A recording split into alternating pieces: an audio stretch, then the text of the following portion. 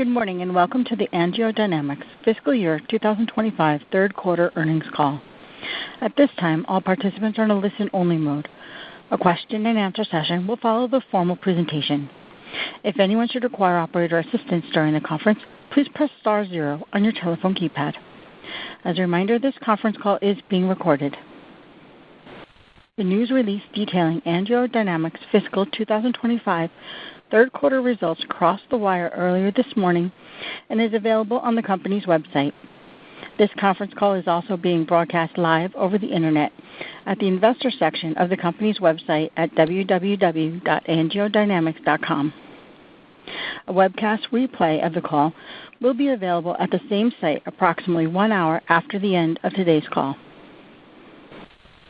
Before we begin, I'd like to caution listeners that during the course of this conference call, the company will make projections or forward-looking statements regarding future events, including statements about expected revenue, adjusted earnings, and gross margins for fiscal year 2025, as well as trends that may continue. Management encourages you to review the company's past and future filings with the SEC, including without limitation the company's Forms 10-Q and 10-K, which identify specific factors that may cause the actual results or events to differ materially from those described in the forward-looking statements.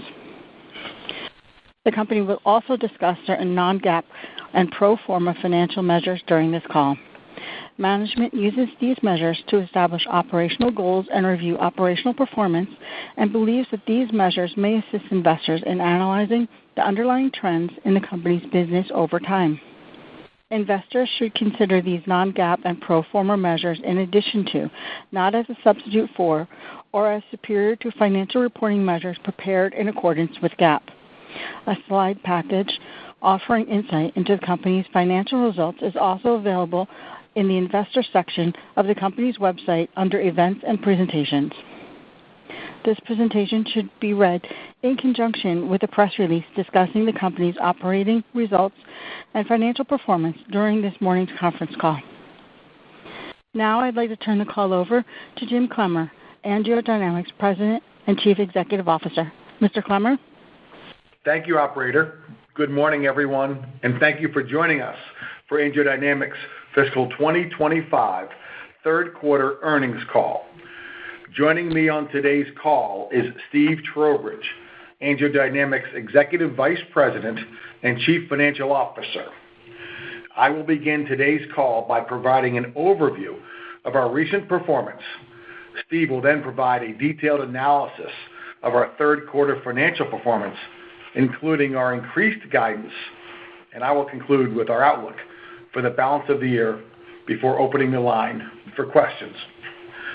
Unless otherwise noted, all financial results and growth rates mentioned during today's call are on a pro forma basis, which exclude the results of the dialysis and BioSentry businesses that we divested in June 2023, the PIC and midline products that we divested in February 2024, and the radiofrequency and Syntrax support catheter products that we discontinued in February 2024.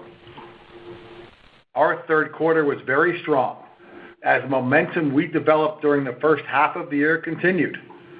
Total worldwide revenue was $72 million, representing growth of over 9% year over year. Our MedTech segment had yet another excellent quarter, growing 22%, led by growth across all of our platforms. Beyond the top line, we continued to show strong results with respect to profitability, reporting yet another quarter of improving gross margins and positive adjusted EBITDA. Our performance continues to highlight that our strategy to drive profitable growth in our high-margin, large MedTech markets is tracking ahead of plan, resulting in our decision to increase guidance for the year for total revenue, MedTech growth, gross margin, adjusted EBITDA, and adjusted EPS, which Steve will touch upon shortly. Now, with an update on our MedTech business. Auryon continued its sustained delivery of solid results, growing approximately 17% over the prior year. We have consistently driven revenue growth by leveraging our superior technology to take share, including increasing penetration in the hospital market. Turning to our mechanical thrombectomy business, we are very encouraged by the performance of both AlphaVac and AngioVac, which in combination grew approximately 47% over the second quarter of last year, and we believe it further validates the strength of this broad, innovative portfolio. AngioVac and AlphaVac together provide AngioDynamics with an unparalleled product portfolio option, and we continue to realize commercial adoption synergies between these two product lines. Beginning with AlphaVac, we saw solid performance in the quarter, with revenue increasing by over 160%. For the fourth quarter in a row, AlphaVac has seen sequential growth, highlighting its accelerating adoption for treating PE. We continue to see positive utilization trends within existing customer accounts, and just as importantly, we have made significant strides in growing the number of new customers reviewing AlphaVac within their hospital value analysis committees.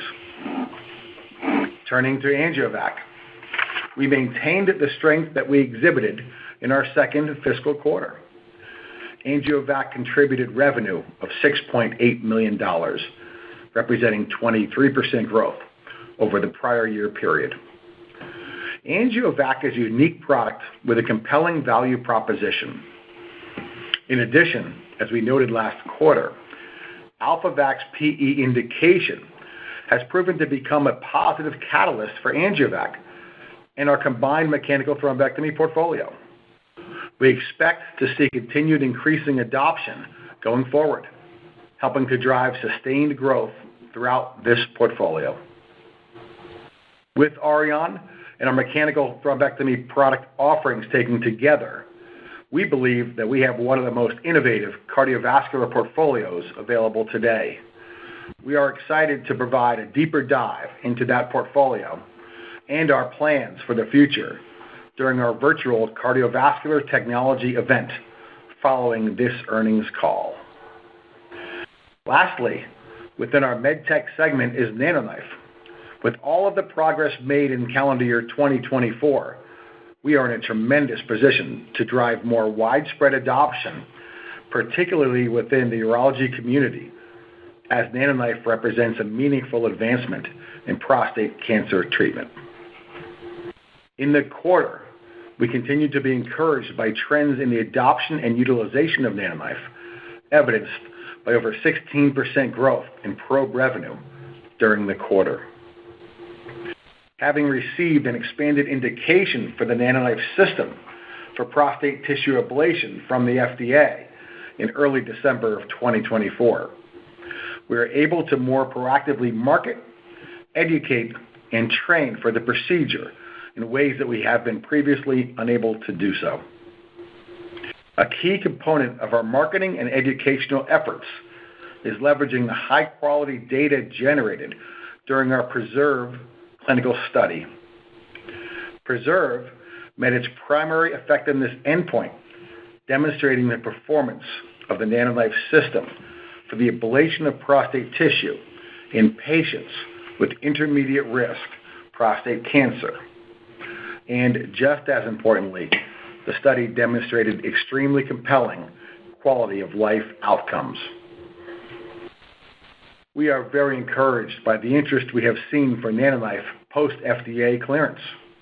It is important to highlight that the expanded indication was contemplated in our guidance for fiscal 2025, and that we don't expect to see a material inflection in a projected performance or in the adoption and utilization until our recently approved CPT-1 code goes into effect and payers adopt coverage. The new codes will be effective on January 1 of next calendar year. As you are aware, reimbursement and coverage is a highly complex process encompassing many stakeholders.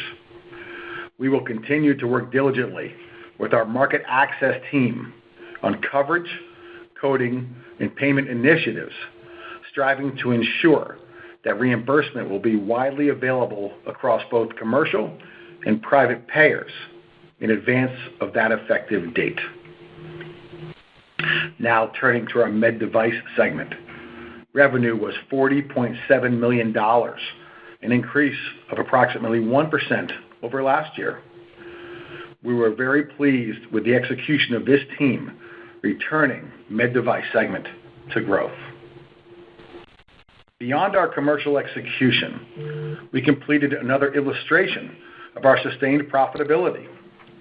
We reported adjusted EBITDA of $1.3 million during the third quarter, compared to a loss of $3.6 million during the third quarter of fiscal 2024.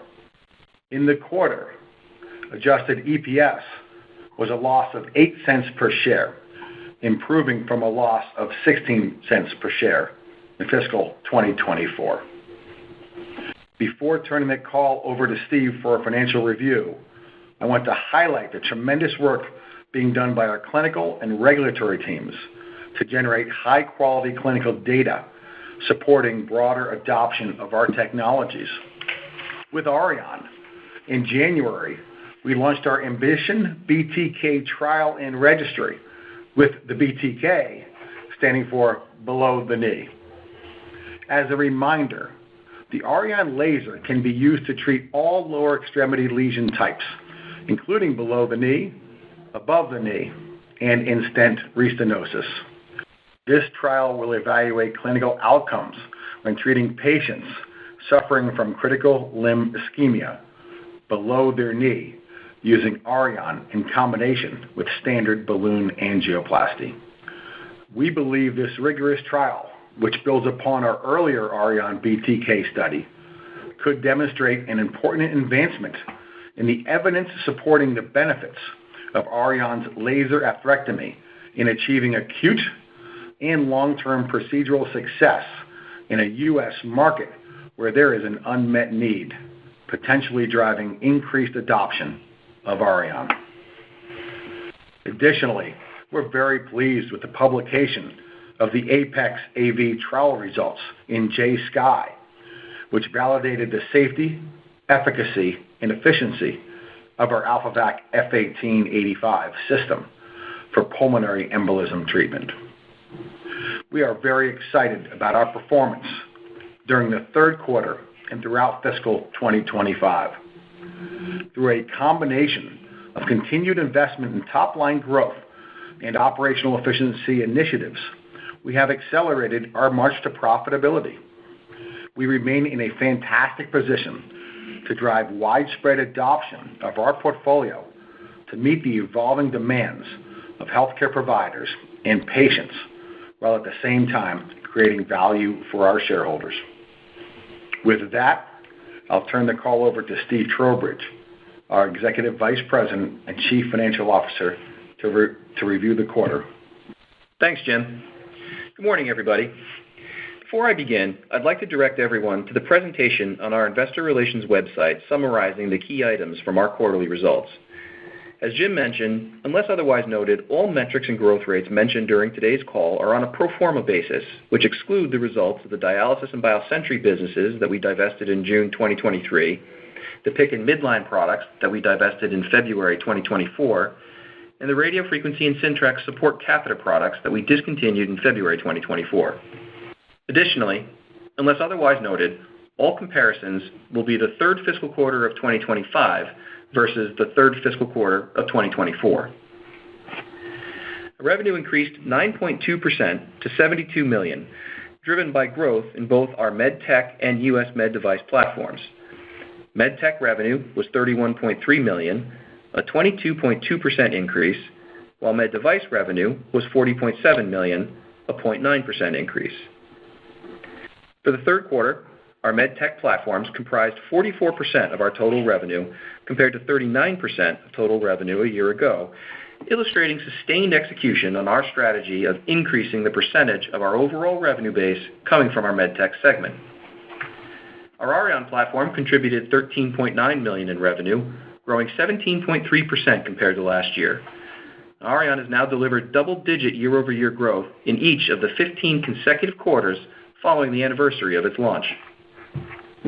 Mechanical thrombectomy revenue, which includes AlphaVac and AngioVac sales, increased 46.7% year-over-year. AlphaVac revenue was $3 million, an increase of 161.4% year-over-year, and a 20% sequential increase over the second quarter of 2025, resulting from the continued adoption of AlphaVac for PE. Now, we're also pleased to see the sustained strong performance of AngioVac during the quarter, which generated $6.8 million of revenue, an increase of 23.1%. As Jim mentioned, we're continuing to see synergies between the two product offerings, demonstrating our ability to take share in a highly competitive market. Total NanoKnife revenue was $6.3 million, an increase of 5.3%. NanoKnife's disposable revenue during the quarter increased 16.2%. As we've discussed throughout the year, we expected capital sales during this year to be approximately half of what they were in 2024. The capital sales are performing better than expected, declining 21.6% during the quarter and down 26.5% year to date. We're particularly pleased with the trajectory of prostate cases in the quarter and are on track for our projections for NanoKnife for the full year.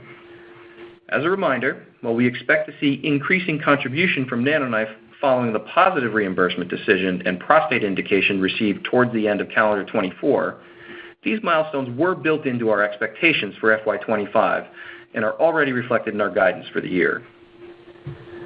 Moving down the income statement, gross margin was 54%, an increase of 290 basis points compared to the year-ago period, and ahead of our expectations for the quarter.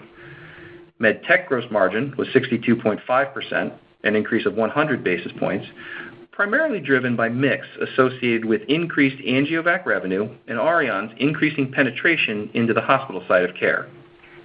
Med device gross margin was 47.4%. In a moment, I will discuss our increased guidance for the balance of our fiscal year, including our increased expectations for gross margins. I do want to take a quick moment to discuss the macro environment and potential tariffs. We're keeping a close eye on the ever-evolving tariff situation, and like most of you, we don't have a concrete projection on where this will all end. While we do have a small amount of subcomponent suppliers that may become subject to tariffs, we do not believe today that tariffs will materially impact our business. We've historically manufactured the vast majority of our products in the U.S., and most of our suppliers are also U.S.-based. We're currently executing on our manufacturing transition plan, but this plan has never included moves to areas such as Mexico or China. We'll continue to monitor this dynamic situation and provide appropriate updates as they develop with any clarity. Turning to R&D, our research and development expense was $6.9 million, or 9.6% of sales, compared to $8.1 million, or 12.2% of sales a year ago. The year-over-year decrease is primarily related to timing, including the completion of our PRESERVE and APEX clinical studies. We remain committed to investing in R&D initiatives to support the long-term growth of our MedTech segment and are targeting approximately 10% of sales going forward. SG&A expense was $36 million, representing 50% of sales, compared to $34.2 million, or 51.9% of sales a year ago. Our adjusted net loss was $3.1 million, or an adjusted loss per share of 8 cents, compared to an adjusted net loss of $6.5 million, or adjusted loss per share of 16 cents in the third quarter of last year. The year-over-year improvement is largely attributable to higher revenue and improving operating leverage during the third quarter of this year. Adjusted EBITDA was $1.3 million, compared to a loss of $3.6 million in the prior year. Turning now to an update on our balance sheet. At February 28, 2025, we had $44.8 million in cash and cash equivalents. In the quarter, we used $13.2 million in operating cash, had capital expenditures of $1.8 million, and additions to Auryon placement and evaluation units of $1.4 million. As expected, we utilized total cash on the balance sheet of approximately $10 million, largely driven by scheduled payments associated with the settlement of our patent litigation with BD Bard that we executed last year, and working capital usage connected with our transition manufacturing arrangement with Spectrum Vascular, the company we sold our PICC and midline business to in February of last year. In the fourth quarter, we expect to generate cash and end the year with approximately $55 million in cash and cash equivalents. The primary variable associated with our cash projection is related to the transition manufacturing arrangement I just mentioned. As we discussed on our last earnings call, subsequent to our third quarter end, we secured a commitment from JP Morgan to provide us with a revolving line of credit agreement. We expect to close this facility in the next few weeks, which will give us the ability to draw up to $25 million in cash at our discretion. While we are very comfortable with the amount of cash we have on the balance sheet, we view the addition of a revolver as a matter of prudent financial housekeeping and a good safety net to ensure that any short-term working capital fluctuations associated with the Spectrum transition manufacturing agreement doesn't impact our execution on our strategy. We believe that this revolver will further bolster our balance sheet and provides for increased flexibility and optionality at a relatively low cost of capital and zero dilution. Finally, we remain on track with our stated goal of being cash flow positive for the full fiscal year 2026. We're very pleased with our execution in managing our balance sheet through our strategic transition in a dynamic macro environment. We're in a very strong position, driving double-digit growth in our MedTech segment with sufficient net cash position on our balance sheet, a P&L that is delivering positive adjusted EBITDA each quarter, and an overall business model that will generate positive cash for the upcoming year and beyond. Turning now to guidance. For fiscal 2025, we now expect revenue will be in the range of $285 million to $288 million, representing growth of between 5.3% and 6.4% over fiscal year 2024. Within each of our businesses, we now expect MedTech net sales to grow in the range of 14 to 16%, ahead of our previously updated guidance of 12 to 15%, and we continue to expect Med Device net sales to be flat. From a quarterly cadence perspective, we expect the fourth quarter to be the strongest of the fiscal year. For fiscal 2025, we now expect gross margin to be in the range of 53 to 54%, up from the previous guidance of 52 to 53%. We now expect adjusted EBITDA in the range of $4 million to $5 million, up from the previously updated guidance of $1 to $3 million. And finally, we now expect an adjusted loss per share in the range of 31 to 34 cents, an improvement from our previously updated guidance of a loss per share of 34 to 38 cents. With that, I'll turn it back to Jim. Thanks, Steve. Looking to the fourth quarter, we remain focused on a number of key strategic areas of our business aimed at driving growth.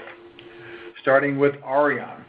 In the U.S., we will leverage the momentum built during the first 3 quarters of the year to continue to drive increased penetration with a particular focus on the hospital setting. Outside of the U.S., we expect a full market release following our CE marking in Q1 to make a positive impact on revenue during the fourth quarter. We will continue to develop supporting clinical data and launching new product line extensions as we move forward. With AlphaVac, we continue to push ahead commercially as we focus on driving increased adoption for the treatment of PE. To support that, we will continue to invest in high-quality clinical data, highlighting the differentiation of our products to help support long-term adoption. In addition, we continue to expect to launch new product enhancements over the course of the year to further enhance our product. And lastly, with NanoKnife, with prostate indication in hand, as well as clarity around the reimbursement pathway in the U.S., we expect to leverage our well-established commercial infrastructure and our high-quality clinical data to drive increased long-term adoption in the U.S. for prostate. I would like to remind everyone that we will be hosting a virtual cardiovascular-specific event at 9 o'clock Eastern today to provide an in-depth overview on our cardiovascular franchise, including our Auryon, AngioVac, and AlphaVac technologies, our respective market opportunities, and our strategic vision for these products moving forward. In summary, we remain very excited about the future at AngioDynamics. We have built a fantastic portfolio focused on large, high-growth markets. We have overhauled our financial profile, and with the strength of our balance sheet, we are on the verge of delivering sustainable, profitable growth for years to come. With that, we'll open the line for questions.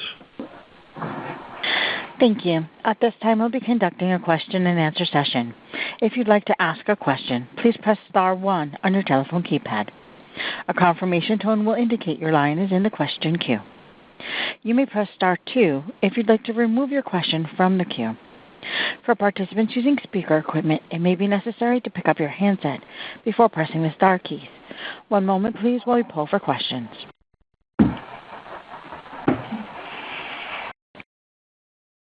Thank you. Our first question comes from the line of John Young with Canaccord Genuity. Please proceed with your question. Hi, Jim and Steve. Thanks for taking the question, and congrats on a great quarter. Yeah, I just want to start first on AngioVac. Still remains strong, which was nice to see, just, despite the very strong quarter you had last quarter. Do you think the $6.8 million is a good new base that we should think about for the business going forward? And I have one follow-up. Thanks. Yeah, thanks, John. Good to talk to you this morning. Yeah, the answer is yes. I think as we talked about last quarter, we were very pleased with the performance we saw with AngioVac, and particularly we're pleased with the synergistic portfolio that we have with AngioVac together with the AlphaVac PE. We're seeing that our conversations with interventional cardiologists are driving increased awareness of our overall portfolio, and certainly leading to good performance from both. So as we said last quarter, we expect AngioVac will be a grower for us. Now, maybe not at these same growth rates, but I think this level, kind of mid-sixes, and seeing that as a growth platform moving forward is the right way to think about AngioVac going forward. And as we said, we expect you're going to see increasing growth coming from AlphaVac as we continue to see further adoption for our products for PE cases. Okay, great. Thanks. And then just on NanoKnife prostate, any further details you could share with us just on percentage of revenue that's attributable to prostate in the quarter, any KPIs from your direct-to-consumer, education or physician efforts that you've started with the marketing approval, and then for the CPT level 1 code, should we still think of July as being kind of the first update into what the possible reimbursement for next year looks like? Thanks again for taking our questions. Yeah. Hi, John. It's Jim. A couple questions. Yeah, we started our awareness and education campaign, as you know, right after we got the approval from the FDA for the prostate market. So we're excited by the response we've seen, some from individual patients who are trying to learn about their treatment pathways and options that exist. So that's been really kind of fun to watch new people learn about this new option that we offer. Also with physicians, people signing up for our training programs, getting involved, wanting to learn how to use this technology, bring it in-house as part of a treatment protocol. So really, really good organic metrics we track. We don't share all of those for competitive reasons, but we also measure every month the procedures that we use with NanoKnife. And I think we've talked about it before, increasing percentages each month go by with prostates being treated at a higher and higher rate. It's now more than half of our treatments. Liver and pancreas, as you know, are the second and third. But for years, prostate was third behind them. It's become number one, and it grows each month at a higher and higher rate of treatment. So we're really excited by the organic interest being created. Yeah, and John, getting to your question on reimbursement, it's the exact right question. As we've always said, there's really 3 pillars that are going to drive NanoKnife growth going forward. It was important for us to get the specific indication. That's kind of table stakes. We were able to do that in December. The second one is increased awareness, and Jim just talked about that. We're really pleased with the uptick in interest that we're seeing with respect to NanoKnife coming on the heels of getting the indication and certainly the event that we did last quarter. And then the third and the most important in terms of driving adoption and getting to that inflection point is going to be reimbursement. We're still on track to hear the first readout in the summer, in July, and then we expect that CPT-1 code will become permanent in January.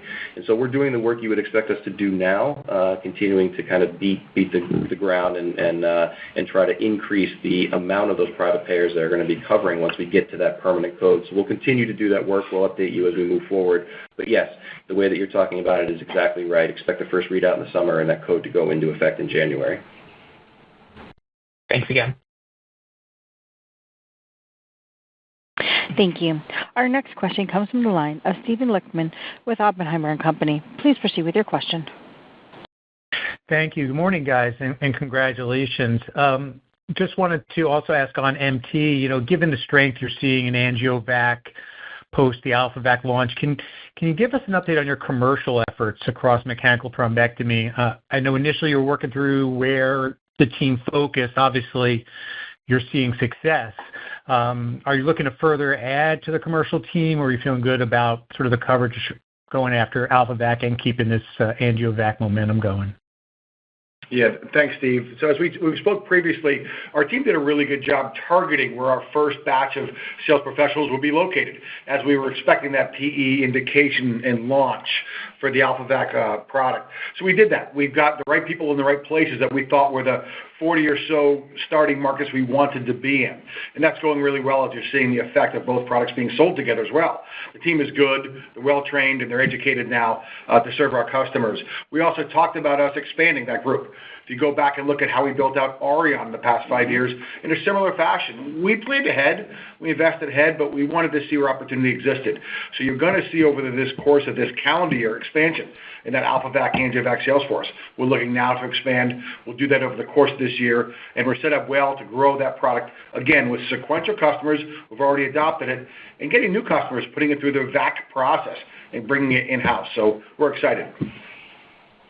Great. Thanks, Jim. And then just on Auryon, can you give us an update on how things are progressing on the EU launch and any updated thoughts on the opportunity there? I guess a couple quarters into the post the CE mark. Yeah, it's a good question. It's funny. We've done a really good job training people. We have these scientific life symposiums that we've held every 6 months for the last few years, and we just had one last weekend in Barcelona, well attended by global folks from the U.S. came over and spoke about Auryon globally. So we're training and teaching physicians around the globe why Auryon is so special and how it works. So we've done a lot of education. We have a great distributor network supporting us. They also do training education for us in markets that we don't have reach into. So it'll help expand that. And we really expect now in Q4, Steve, you'll probably see some revenue coming in Q4 from Auryon, and we'll start to build that. We expect sequential growth going forward, but we've done a good job. Our team is really strong globally. They've done the right education campaigns, awareness campaigns, and now we're going to build that business out. So you'll see a business over time then with still strong U.S. growth in Auryon, and now the international growth kicking in. And just a reminder, Steve, that international market isn't as big as the U.S. market. And so, while it will be a contributor, I wouldn't expect it to be a material contributor right away. But as Jim said, we're very pleased with the traction that we're starting to get there. Got it. Thanks, Jim and Steve. I'll jump back in queue. Thanks, Steve. Thank you. Our final question this morning comes from the line of Yi Chen with H.C. Wainwright. Please proceed with your question. Good morning. This is Eduardo on for Yi. Congrats on the great quarter. In the same line of Auryon, I'm curious how you view, if you could give an update on the timeline for the AMBITION study and how you see the results. What do you measure as success there, and how you see the application, the below-the-knee indication? Do you see any specific advantages for the technology in that space that you could really leverage and capture market there? Just kind of your vision and rationale in the AMBITION study and expectation. Yeah, thanks, Eduardo. It's a great question. We're really excited about the AMBITION BTK study. So we mentioned that we're going through the committees now. We expect to begin enrollment probably within the next quarter or so. And then it's a pretty comprehensive trial, so we'll give you some updates as we continue to go through it. But I think your questions around the rationale for the trial are really important. So remember, Auryon already has a very broad indication base. So it's currently indicated for use in hard and soft calcifications above the knee, below the knee, and in in-stent restenosis. It's really the only atherectomy product out there that has that versatile of a use case scenario. The reason we're doing this study is we believe we've been able to show before that using Auryon specifically below the knee in conjunction with balloon angioplasty will provide better results than balloon angioplasty by itself. And we think that that's a vitally important data point, one, to continue to support the use of Auryon below the knee, but potentially also to increase the overall market of atherectomy. And so we're really excited about getting into this study. We've worked with our physician thought leaders. This is a study that has a tremendous amount of scientific rigor behind it, and it's the kind of study that our customers are really looking forward to and excited to work with us as we continue to build out this type of data set going forward. So as we continue to move forward, we'll give you some more details, but we think it's exactly the right study to do with this type of technology. That's great. And do you envision, obviously because it's already approved in this indication, you imagine that the existing commercial team would be sufficient to market it? You're not expecting an expansion? Yeah, so if you look at how we built this team, we were certainly building ahead of the curve as we were getting Auryon from the initial launch to where it is today. As Jim has mentioned, we're going to continue to invest opportunistically in our sales force. I think, don't expect you're going to see a significant amount of additional investment right now in that business. We're going to be making some investments in our thrombectomy team, as Jim talked about, as we head into next calendar year and getting that CPT code with oncology. Expect we'll be investing in that business to support that. We'll continue to invest in Auryon, there's no doubt about it, but I wouldn't expect a huge bolus right away. Okay, that's really helpful. Thank you so much. Thank you, Eduardo. Thank you, ladies and gentlemen. That concludes our question and answer session. I'll turn the floor back to Mr. Clemmer for any final comments. Thank you very much. I want to thank our team here at AngioDynamics. They worked really hard. We've got a lot of priorities here that we're getting over the goal line and getting things done, and hopefully investors are seeing the progress we've made in our transformation that started with a portfolio shift. So we've got really good teams now. Our medical device products are sold to the markets that we can become a major player in. We do it with a great selling and marketing team, a great clinical support team. Gives us efficiency, enables us to invest in our med tech platforms that you heard about today that have really large opportunities. Our products are dynamic and they're good. Our design and development teams are great. Our regulatory and market access teams are great. And let's not forget, too, our supply chain teams. While we're doing all this work in our market with our customers, we announced over a year ago we're changing our supply team base, how we're operating, where we're going to operate. They've done a really good job delivering on that transformation. Over time, that's going to make sure we have a stable supply chain to supply our customers for years to come, and also take some of that stranded cost out that will drop to the bottom line over the next 2 fiscal years. So our company is well set up to succeed for years to come.